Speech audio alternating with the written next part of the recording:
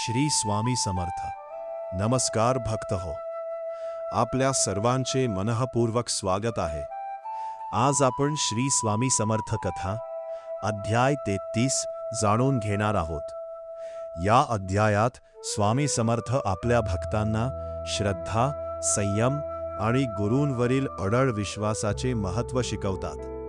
त्यामुळे हा व्हिडिओ शेवटपर्यंत नक्की पहा. कथा: एक भक्त अनेक वर्षांपासून आर्थिक अडचणी, कौटुंबिक संकटे आणि मानसिक त्रासाने त्रस्त होता. अनेक उपाय करूनही त्याच्या जीवनात काहीच बदल होत नव्हता. शेवटी तो अक्कलकोटला श्री स्वामी समर्थांच्या दर्शनासाठी गेला. स्वामींना पाहताच त्याच्या डोळ्यांत अश्रू आले. तो म्हणाला, स्वामी, मी खूप प्रयत्न केले, पण माझ्या दुःखाचा अंत कधी होणार? स्वामी समर्थ शांतपणे त्याच्याकडे पाहत म्हणाले, श्रद्धा ठेव, योग्य वेळ येऊ दे.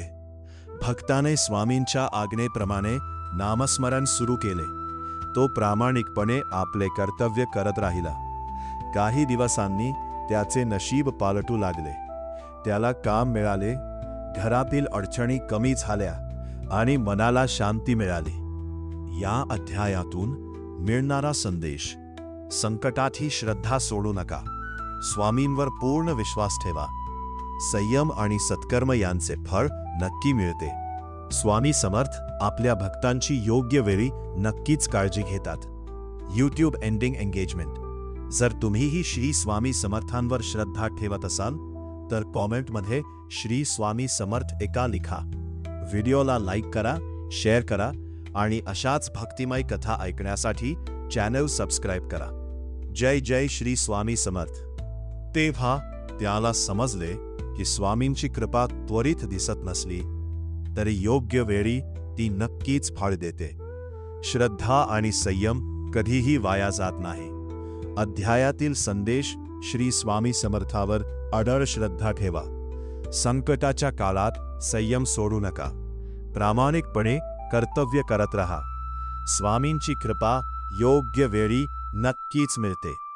नामस्मरण आणि सदाचार हेच जीवनातील खरे आधार आहेत.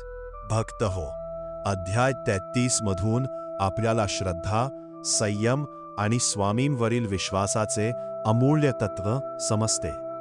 जर तुम्हाला ही कथा आवडली असेल तर व्हिडिओला लाईक करा, शेअर करा आणि आपल्या कुटुंबियांपर्यंत नक्की पोहोचवा.